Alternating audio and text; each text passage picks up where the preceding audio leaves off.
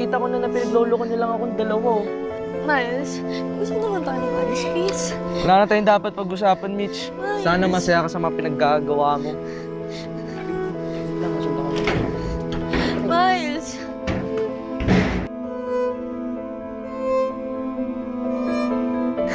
Friend, mo po ka muna nga.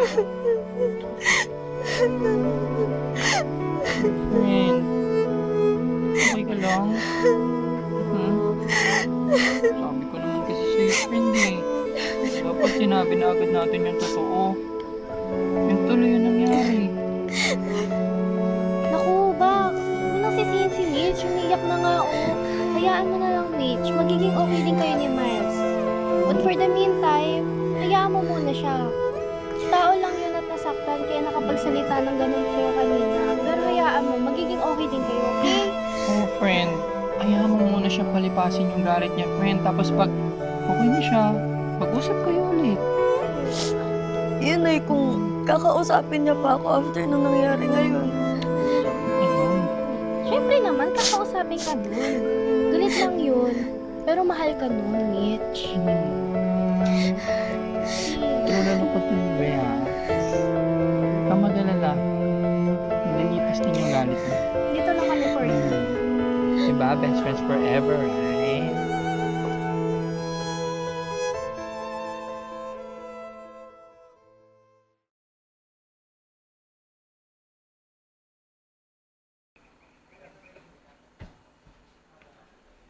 Hey, Tol, kamusta? Uy, kailangan na pala eh.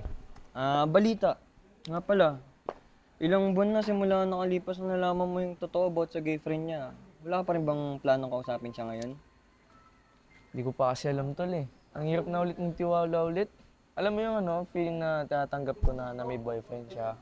Na kahit masakit sa akin. Tapos malalaman ko pang na niloloko niya lang pala ako. Oo nga, Tol. Nandun na tayo sa part na nasaktan ka, na niloko ka nila. Pero alam mo yun, matagal na. Kumbaga, tapos na. Kaya, wala ka pa rin bang planong kausapin siya para malaman mo kung bakit nila nagawa yun, di ba? Ewan ko, tol.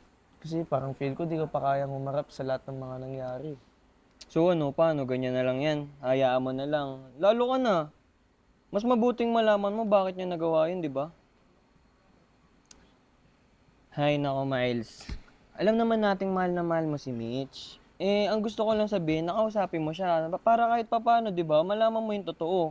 Kaysa naman huli na yung lahat. Kung kailan may boyfriend na siyang totoo, dun ka palang maisip na kausapin siya. Oo nga, andun na tayo. Pero paano kung hindi mag-work lahat, di ba? Paano kung isipin ko lahat ng mga pinagagawa niya tapos yung pa yung maging punot dulo ng pag-aaway namin? Sa bagay, may point ka dyan. Pero mas mabuti nang kausapin mo siya kasi, pre, ito sinasabi ko sa'yo nasa huli ang pagsisisi. Sige, paano yan? Dito na muna ako. Sige, salamat tol. Basta lang kita. Oo, Sige. na ako. Ingat.